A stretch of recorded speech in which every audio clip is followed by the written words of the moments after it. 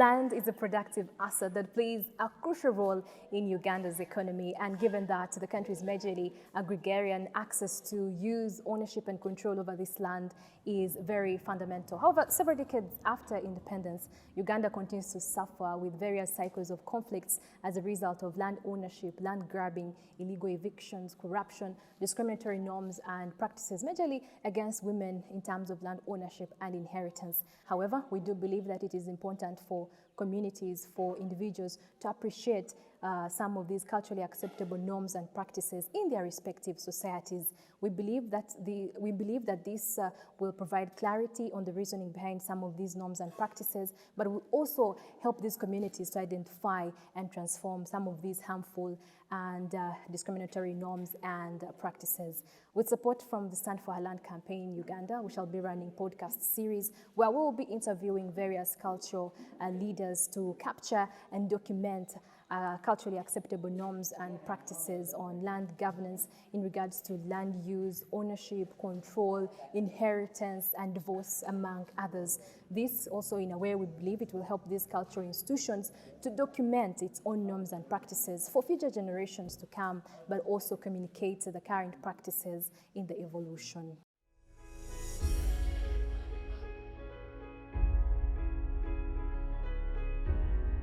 My name is Rita Kemugisa, and today we are pleased to host the Prime Minister of the Lango Cultural Foundation, Engineer James Roberts Ajal. Engineer James Roberts Ajal, it's a pleasure to have you today, and we are glad that you allowed to host us at your cultural center. First of all, how are you doing, and how is the Lango community, I should say? Oh, I'm fine. I'm very, very fine. And we are all fine. Lango is fine. The rains have just started, and I'm hoping we should have something good, plantation coming up. Starting from the basics, who is Engineer James Roberts Ajal, away from the shoulder of you being a Prime Minister of this whole cultural foundation? Who are you, if you could tell the people about yourself? By training, I'm an electrical engineer. I initially worked with UEB those days. Then after UEB, I moved to work with, when UEB was disbanded, I worked with UEDCL, and then I worked finally with Omeme. So I've worked with all these electricity utility companies. I worked as a district engineer in a number of districts. I worked as a district manager in a number of districts. I worked as a regional engineer in a number of regions. And then finally I moved to head office as where I was one of the SMT members, senior management team of Omeme. And finally, at some point I was a manager network assets. Manager network assets means you take charge of the whole assets in the country. Those are transformers, lines, and things like that. Then at some point I became a training manager. Training manager meant I was the one training the engineers. So lots of those young engineers have passed through my hands. I've trained them. And then finally, I retired. But before I retired, I was elected a clan leader of my clan, which is Atekalwa Adolo. I was actually going to get to that, because you know we are not here to talk about the power distribution. Yeah. Now, from a whole engineer you retired, how did you get then to become a Prime Minister of this cultural foundation? Prime Minister is appointed by the Paramount Chief. So when I became the Awitong, that is the clan head of my clan, Atekalwa Adolo, at some point I was then appointed a Prime Minister. So it's an appointment by the Paramount Chief. Yeah. And when we talk about this Lango Cultural Foundation, how big is it? If you could explain to us, which areas or counties do you take? Ours is not in counties. We are covering the whole of Lango district. And Lango district is composed of 9 districts, 1 city, which is Lera City, and 1 municipality. So administratively, we have 11 administrative units that we take charge of. That is what composes Lango. And Lango talks Lango, the district is Lango, they talk Lango as a language, and when they are one is a Lango When there are many, it's also Lango. Oh, So it's the whole thing is Lango. When I hear Langi, that is... Langi is wrong. No, it's wrong. So you had it right if you're listening, Yeah, viewing yeah, this podcast. it's wrong. Don't call them the Langi people, call them the The Lango Lango people. The Lango people. All right. And by the way, we are Nilo-Amites, but we speak Luo. We are Nilo-Amites, but we speak Luo. Although not full Luo, because some of our language has also the element of the Atekere. The Atekere is the combination of the Ateso, the Karamojong, and the Lao. And of course now the Kumam. So we are the Atekere group. Those are Nilo-Amites. Engineer James Ajal, today we're here to document some of the culturally acceptable norms and practices in the Lango culture when it comes to land ownership, inheritance, divorce, name them. And since we're here to talk about land, as the Lango people, as the Lango, like you said, I'm interested in hearing out, first of all, you as a person, what does land mean to you? Land is very fundamental. It's all life. It's actually what you have. And it's something that we'll keep on appreciating because land never depreciates. So we are very sure that we'll manage and make sure we get issues about land completely right. And we try our best to make sure it is done right. So we have documentations on land matters. We have what was written by Judith Adoko called Lemo. I don't know whether you have seen that. We also have other documents on land, more so on issues of ownership. So we have everything as regards land. But apart from that, every clan has a policy. How many clans do you have? We have 151 clans as of now. And every clan has a policy that is a document about their bylaws, and each of those bylaws has something about land embedded in it. And speaking about that, how do, from your books, from what has been written before, from what you know, how do the Lango community actually identify or associate themselves with this contentious issue of land? We identify very favorably, if I may put it like that, because as far as we're concerned, land belongs to the family. And that family is a set of the father, the mother or the mothers, and the children. There is what we call an administrative tree or a family tree. That family tree has the father on top. It has the mother at the bottom, or mothers. Then it has the children. Then it has the grandchildren. And the unborn are in dotted forms, dotted lines. That means that land is there for the family which is on today and the family which is there to come. That is those who are not yet born. So we make sure it is taken care of, all that generation, present and to come, and for the future. Okay. Yeah. And what are some of the, the key norms and practices when it comes to this kind of arrangement? Like you've said, the land is for the present and the future generations that are there to come. Yes, yes. So how does the culture protect, or what are some of those key practices and norms therein? If you could explain on that. Because issues now come, what are you using this land for? Is it for cultivation? If it's for cultivation, the food that comes out of it is for everybody. Do you at some times have problems that you want to solve and therefore dispose of the land? In case you want to dispose of the land, the first thing that the laws ordinarily say is sell that land or rent that land. We start with you must rent the land, and preferably rent it to a clan member. But if you must sell it, you should also sell it first of all to a clan member. If now you are not able to get that clan member to buy it, then you can sell it outside. But consent must be given, first of all, by the head of the family and by the mothers, the wife, and the children. They must all consent that we are going to dispose of this land for whatever. But our insistence ordinarily is that you rent that land rather than sell it. Yeah. So would I be right if I say land in the Lango community is customary in nature? Correct.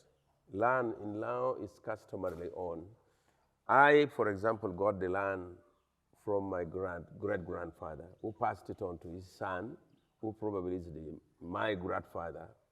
And then that grandfather has passed that land to his son, and the son has passed it to me, who is now also his son. And I will also pass the same land to my children and subsequently to my grandchildren. Yes.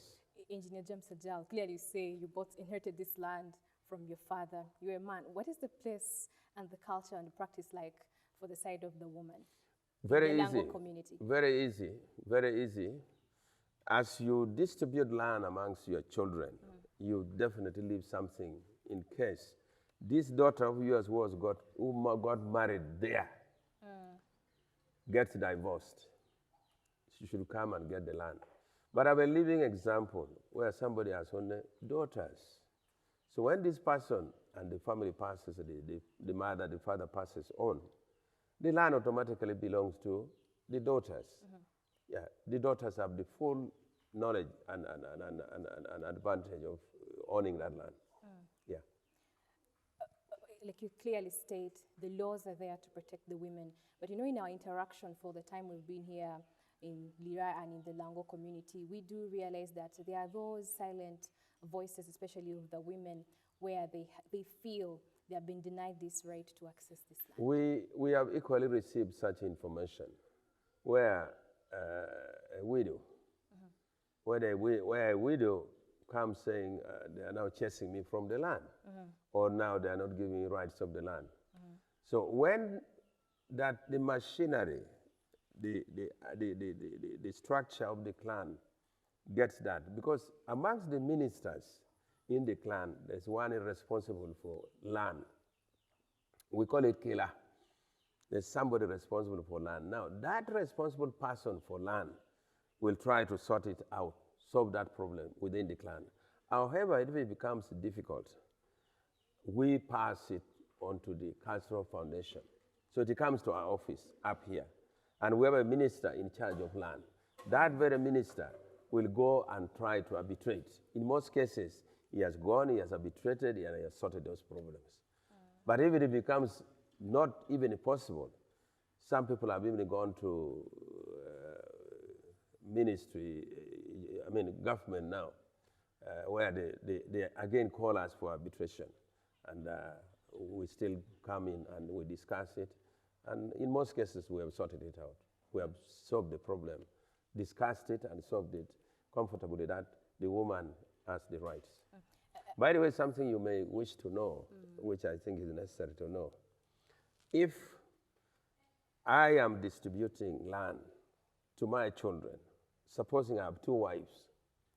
I was actually getting to that. Ah, okay. If in a situation where, let's say, you have 2 wives, you have like 4 boys, you have like 3 girls, traditionally what happens when it comes to, the sharing of this property, and transitioning them to the surviving relatives? In that situation, the land will be given to the mother. These are 2 women. Yes, because you inherit the land of your mother. Yes, because I have 2 wives. And this one wife has been cultivating here. Another wife has been cultivating there. So if I am now giving out this land, I'll say, you daughter, you son, you will inherit the land where your mother has been cultivating. So in effect, what is tantamount is that the land actually belongs to the wife or to the wives. Because you are not going to give me land of somebody's mother. I will get land of my mother. I'll get land of my mother. Yeah. So that automatically will tell you that the power of land suddenly changes to the wife. So the women have a powerful Exactly, role here. exactly. And even when this land is being disposed of, for whatever we have discovered, we have covered that, it is still the wife to say, yes, do it. If not, no. So in the Lango culture, land is like a mother. Although, I would say it is collective, because we have discussed that bit of collectivity, ownership. But now, if you are going to distribute land, and for example, you are two wives, you had two wives, automatically, every child will inherit the land of our mother, his or our mother. Now, the next question, you probably say, daughters. What do you do with the daughters? One thing is clear, we know daughters will get married and go away. But supposing they don't meet well there where they have gone, and then they have issues, they have got to come back. Yeah. So that means that land must also remain for them. However, if she has come back and she also brings another man, that man, unfortunately, is just going to toil for nothing. Because the land belongs to his wife, but not himself. And even if he has children there, because a woman must be married in another clan, not in their clan. Engineer Ajal, let me get this right clear. When you talk about, in this scenario of the two wives, Yes. are these women in this picture traditionally or culturally married? Yes. Because you understand we have a lot of women who are cohabiting and they can assume that they're actually in a marriage, whereas not. So these women, the wives, how do we term them? Are they traditionally married, or as long as you've been staying, with this man for a long time? If you could clarify on that. As far as we are concerned, a woman is married when bride price is paid. All right? Yeah. I'm not talking about dowry. I'm talking about bride price. Now, if your marriage is about wedding, then we are out of it.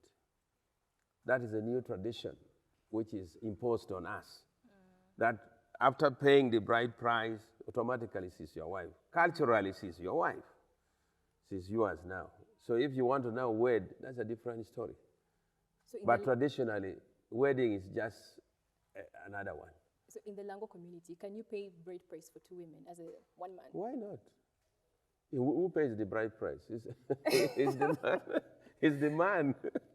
Wow. It's the man who pays the bride price. But in circumstance where somebody will have two wives is sometimes circumstantial. You may have the first wife, she's not able to give you children. And she's probably even the one who is going to suggest, get somebody else who will get children for us. By the way, the culture is funny. It's the women who suggest that marry another one to help me. Or the volume of the work is much, marry another one to help me. Those things happen. Yeah? This is interesting because ideally no woman would expect to have another woman in their marriage. You want to be the first lady of a marriage. Those are the new ones like you. But the old ones were comfortable. They were the ones who would suggest to the husband, you get a second lady to help. The volume of work is much. I am not able to have children. Maybe the other one will will have children. So that is how this thing comes about. That's how it comes about. Engineer Ajal, let's take just a quick breather. When we do get back, let's speak more about access and use and control also in the Lango culture. I'm saying we're going to take a quick breather. Okay. And when we do get back, let's look at land use and control and ownership as well still here in the Lango culture. Okay. Just take a breather. That's fine.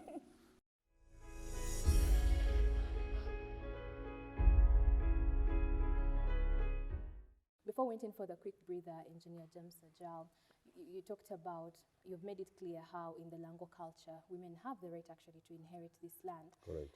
But I'm intrigued to find out what happens to the case of a wife or a widow who was not able to have children in this marriage. What does the Lango culture dictate for such a woman? If by some unfortunate situation, this lady did not have children, you know, we get children by birth or by inheritance. You can bring your other relatives' children, especially those within the clan, and automatically you'll keep them, and they will be your children. They will be your children. They will be able to take care of you. Very many cases are like that, where you have this lady who doesn't have children, but she has brought up very many other children. Those ones take the responsibility of being actually our children as if they were born by her. So it is taken care of, because you cannot leave an old lady alone, even as she was growing up in the home or staying in that home. She would have brought other people to take care of. And those are the ones who will be responsible to keep her in our old age or something. You know, Engineer James Ajal, we have seen scenarios where for such a woman, in most cases, they are chased away from this land by the relatives themselves, because, I mean, at the end of the day, what do you have to offer? You had no child, you had no one besides you, so in most cases, they are always chased away from this land, and you find themselves walking away without any inheritance for them. I've already told you the arbitrary method we use.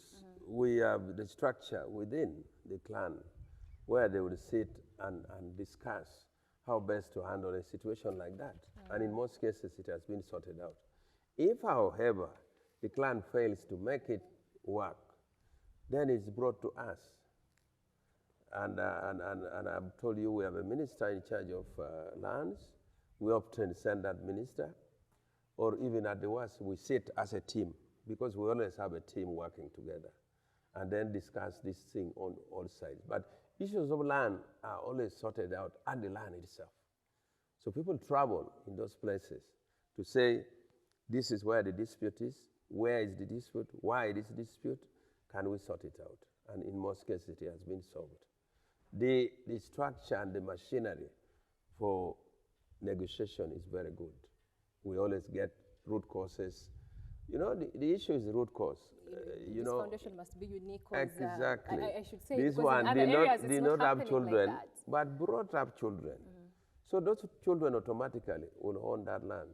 And because she didn't have children, and by the way, most of these people who don't have children are very good in their hearts.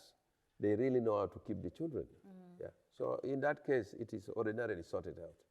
Yeah.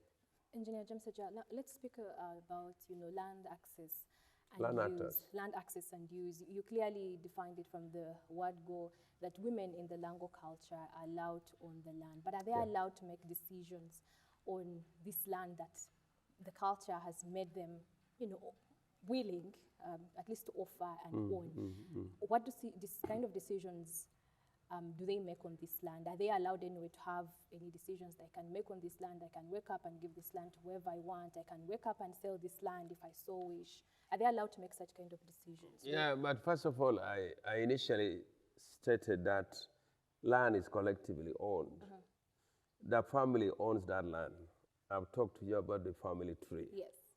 Now, I've also talked to you about purchase or sale of land or rentals. In each case, the wife must say yes. If she says no, nothing happens. By the way, whatever an agreement is being written, all must sign. The wife must sign, the husband must sign, the clan chief must sign, the LC, which is now government legal system, must sign. So you now incorporate the central government, that's the LC system, into it. The clan system, which is the Jago, the sub-county chief of the clan, must sign. The owner of the land, which is probably now the father and the wife, must sign, and the children. If they are bigger children, they must also sign to say, we have accepted to rent. First of all, to rent is what we recommend. Then we have accepted to sell if it must be. And the reasons are spelled out clearly. Why are you selling the land? One of the reasons is sending a child to university at the level of a university, not this lower education. So those are the issues. But other than that, not many acceptable issues are there. And they are spelled out in the bylaws of the clan, that you can only sell land for the following reasons. It is set out. So the clan chief is for sure going to say, you are not supposed to sell land. I've already told you, either you sell the land to a clansmate, or rent that land first. Initially, you must rent that land first. So that is the whole thinking. So if you're not a clansman here, you can't buy land? You cannot? You cannot buy land if you're not of a clan from here? No, no, no. That is the extreme. The extreme is somebody from another clan can, yes, buy that land. But remember, the LC system must be there, the clan system must be there, the family tree members must be there and all sign that you have sold that land. And remember, the bylaw has already stated that you are only going to sell land for the following reasons. Yeah. Engineer James Ajal, we are living in a world where women have been empowered. Yes. We also have the money. We can speak. We have our voice. Yes. In the Lango culture, are the women actually allowed to go out there, identify land, and buy it, and actually own it, away from inheriting this land and getting it from our husbands? But as an empowered woman, can I go out there and buy land? Yes, yes. Women are being empowered, although I would also suggest you also struggle to empower the boys also. Because finally, when you empower yourselves, you will not get husbands. We shall finish your land. Now, they are empowered. They can buy the land. They can go and buy the land. But maybe the next question you would be asking me is, when they have bought this land, what happens? Does it revert back to customary? Inevitably, it will revert back to customary. So, if you bought land in the city here, people have bought land. The women. Yeah, the women have bought land. Yeah. And we allow them to. We allow them. But I don't know whether this woman is married or not married. I don't know. Because those are issues that you need to sort out. If he's married, if she's married, then she has bought the land on behalf of the clan where she was married, where she's married. It is now the family, that family where she is, that land now belongs to that family. Because I've told you the tree, the family tree, where there are those dotted bits, it will go up to that point. Those dotted bits are not yet born, the children. Yeah. Or in this case, the grandchildren. Yeah. From the beginning of this interview, Engineer Ajal, you mentioned how land, of course, is a great asset, is of great value, and talked about how it appreciates. Yes. But times are changing, and in a way, every person, especially the young people, and everyone who owns land, they're looking at it as an asset that has commercial value towards it. And in most cases, if you ask me, someone at one point wants to sell off this land and perhaps hit the city and go abroad, I mean, for greener pastures and all that. Traditionally, in your own perspective, don't you think this commercial value that we are, attaching to land is making it lose its value from the traditional perspective? Because it's happening a lot. First of all, I said land appreciates, right? Yes. And I think now we want to invite government to regularly propose land values. Because, circumstantially, somebody sells land when he or she is in a crisis, and therefore can be chicken feed, just very cheaply. So we are saying, for purposes of, there's land in the city, there's land in the rural. Now, how much is an acre of land in the rural? Or how much should it be? How much is a piece of land in the city? Or how much should it be? My issue of how much should it be is all purely on, again, support from Ministry of Land to say a piece of land in this location should be roughly so much. Piece of land in this location should be roughly so much. And this information should be passed to us as cultural leaders. But remember, land is constant, doesn't increase. But we are increasing in population. So now, if I have 2 acres of land, and I'm going to divide to my 6 children, how much is she going to get? So even when you reach that position, again, I think we need to be involved in policy changes. Here I'm saying, let the family move to a trading center setting and leave that portion of land which is left for cultivation. So now we are talking about don't keep on demarcating little lands, portions. So again, we need to come in here. That land which is now getting smaller and smaller because of the number of the people should be left purely for agriculture, if it was possible. When you have left it freely for agriculture, drill there a deep well and put a solar and do irrigation. If you've done irrigation, that land will be productive through and through. But the family is now staying in a trading center where, because they are also staying in an organized setting, you are able to give them electricity in that trading center. You are able to give them water in that trading center. You are able to give them services in that trading center. But their land, which was put far off there, has remained there and is producing something for them. And government has also come in to say, we have drilled a borehole for you, it's soft water. I said deep well. And then we put solar, then you can bring other services to help the people. So I think, you know, there is no dynamism. I mean, practically all these things are dynamic. When you see an issue probably happening badly here, also correct it. And this is how we go about and think about it. Yeah. And with the land fragmentation you're talking about, it takes me quite aback on what do the Lango people actually, the Lango community, use this land that they have? What do you use it for? What do we use it for? That identifies you, that our land our land is used for agriculture, primarily. This one is in the cities, well, it's for building and maybe compounds like that. But purely it's for agriculture. We also are now using land to fight climate weather change by planting trees. We have told our people that every home must have trees. Trees which are either in the compound or on a piece of land, so that if each member of the family can contribute something to the wild weather changes which are expected, then we would afford that. And then, of course, the hope that rain also would fall ordinarily and reasonably. So these are what we use the land for. We also use the land for grazing. Now, for those who have big chunks of land, they can use it for grazing. But where they cannot get the big chunks of land, we're also telling our people, if you can, go for zero grazing. Keep a few animals, but have the land where there will be grass for the animals grown.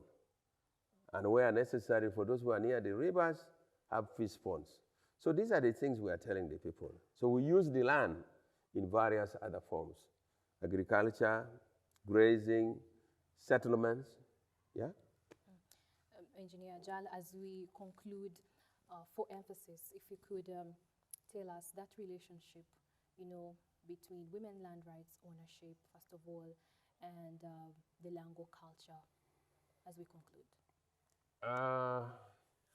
Madam Rita, I know we're back to the same question, but I know why. I know why we're insisting on getting those facts sorted out. Yeah, sure. If we indeed we are saying the land belongs to the family, and we are saying no land will be sold without the permission of the wife, and this is a good marriage where there's no divorce. So the power we are trying to ask for is probably non-existent because it's automatic already. But if you insist that there is a special power that should be given, the next question would be, who has married who? The man has married the woman, paid that bride price and brought her home. And now you're all managers of production. You have managed children, they are there. You have increased the population. And nobody is punishing the other one. Because I've already told you, when there are many and you're distributing land, every child gets the land of the mother. Yeah. So I don't think it's really right to say women be given special powers. They already have the powers. What is this special power that we want to give the women again when they actually have it? In fact, they are there for checks and balances. Man will never touch or interfere with that land without this check and balance from the wife. And any concluding remarks when it comes to the Lango culture and the relationship with land? Yeah, first of all, I want to thank you for, you said we're one of the 10 districts. I don't know whether districts or region to be interviewed. So I want to thank you for that. Okay. But at the same time, I also want to request that through you, because some of these things you're going to report directly to government, right? Yeah, sure. Yeah, government, our request is that government should help us in a number of ways. We are basically agriculturalists. I'm interested in 3 major things. One, let's get the seed bank where we get the seeds time we need it. 2, let's contribute to the weather changes, fight the weather changes together as comfortably as possible. And 3, let's be helped with irrigation, if indeed we are going to do agriculture. Now, what do I mean by that? Have this borehole sunk, have a drying shed there, have a storage in the trading centers to take care of the marketing issue, because so that nobody's just going to take the products on like that. Then the next question I also want to put forward is, how do we improve on the fertility of this land, which unfortunately is not increasing in size, but the people are increasing. So a deliberate policy should be put in place to be given fertilizers, cheap or natural system, so that it really helps. Because if you're going to produce that, and finally, I'm looking at this land for the future. At the moment, we are struggling to get food on our tables. So we must use this land for cultivation of food product. And at the same time, this land we are using is for seasonal crops, where you have 3 months and you get it, 4 months you get it. But again, we are saying, why don't we go a step further? Let's also be helped with perennial crops. Coffee, for example, is 50 years. Cocoa is 100 years. Ash avocado, for example, is 50 years. You just harvest. So if we are encouraged in that direction, so that in the end, we have enough money in our pockets, enough money for the family, enough money to send the children to school. So deliberate policy to improve on the economic power of the people of Laos. And talking about that policy, you know, I'll be biased in a way and hope you don't mind. When you call out to the government to empower the communities and all that, for the women, and when we speak about documentation, how best do you think it can be done to ensure that we are protecting, you know, the rights of these women and the girls? Back to it again. Now, right now there is CCO taking place in some districts in Laos. And under that CCO, we are recommending writing of preparing a family tree, okay? Now, when that family tree is prepared, it means, again, it's inclusive. However, let me give an extreme unfortunate situation. You lose the father, okay? Now, when you lose the father, even if the children are there, the land and all that go with it automatically goes to the wife.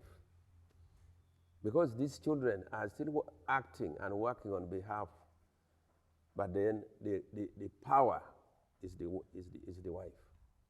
So still, the law is comfortably taking care of that the woman still has powers.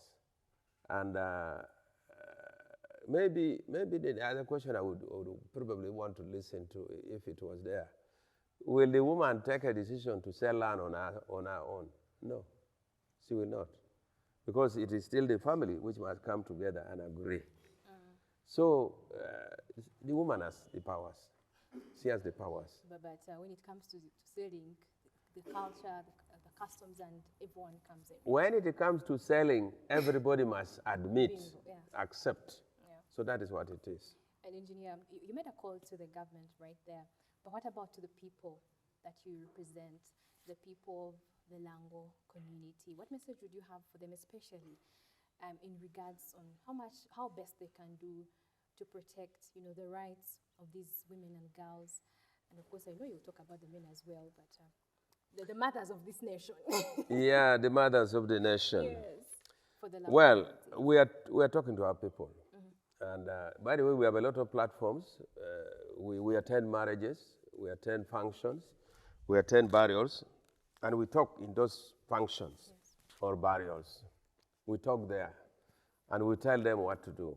So the first thing I think we are going to tell, which we have been telling them, is first of all to have food. Let's have food. So the products that we are picking from the garden, we are making sure that there's food. Second thing, in connection back to your question, is that respect your mothers. And respect a mother is automatic. Every child here calls Aya. Go and find out what Aya means. Your mommy. The modernized ones like you said mommy. But traditionally, a mother is Aya. A father is Abba, Baba. So that way you have called them automatically means that respect is ongoing and permanent. I've seen elderly ladies whose mothers are still alive. They call them Aya. I said, but even you, you are still calling your mother Aya. But it's automatic because they have been brought up like that. So really, that respect and the continuation of lineage that way is ongoing. To me, I don't think there's any problem. And even when we, as I said, as we keep on meeting, we keep on telling them to have respect for the people, have respect for their mothers. There are cases where a man beats a wife. That is now a cake. It's often not there, but under the influence, sometimes it happens. Yeah. And by the way, you talk about that, domestic-based violence, in terms of divorce, where things really get to the worst, and are the rights of these women to, first of all, control and use this land still respected, even in times of divorce? There are rules, there are laws here. If you are going to divorce, and it's your mistake, you forfeit, you the man, you forfeit, because some people divorce and say, return my bride price. Said that bride price was a gift. So the rule is there. You're not going to get it back.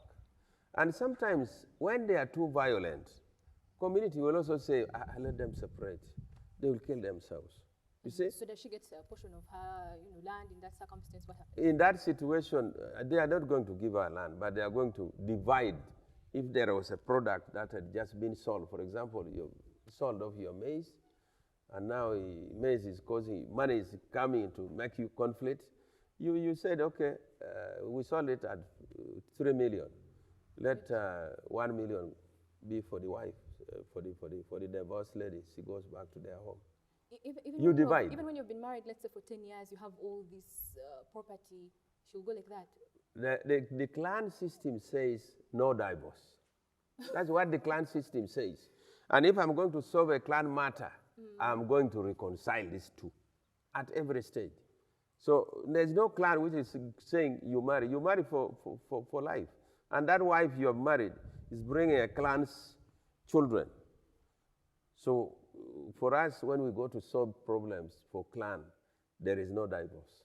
Things can fail. There are those times where a woman says, I'm done. I have told you where it fails. When they are going to kill each other. It's too violent. Said the best way is let them separate. And that way it has failed. Then you discuss and say, property, this one you go with this.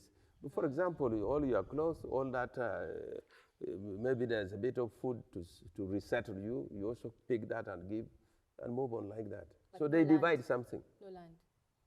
They divide something. No, obviously not land. That one I must tell you. You are not going to give land when, first of all, you have split violently. And then you are also going to be given land near again there so that you keep on fighting? No. That land is not going to come in. Thank you so much, Engineer James Roberts Ajal. He's the Prime Minister of the Lango Cultural Foundation. He has been sharing with us some of the acceptable norms and practices on land governance in relation to land use, ownership, control, inheritance and divorce, among others, in the Lango culture. Apoyo, Engineer James Ajal. We can only hope that his insights can act as a guiding mirror in helping communities to identify and transform some of these harmful and discriminatory norms and practices on land ownership and land use. My name is Rita Kemgisa. Until next time, when we do get to have another podcast as we capture and document culturally acceptable norms on land governance with support from the Stand for Her Land campaign in Uganda. Until next time, bye-bye.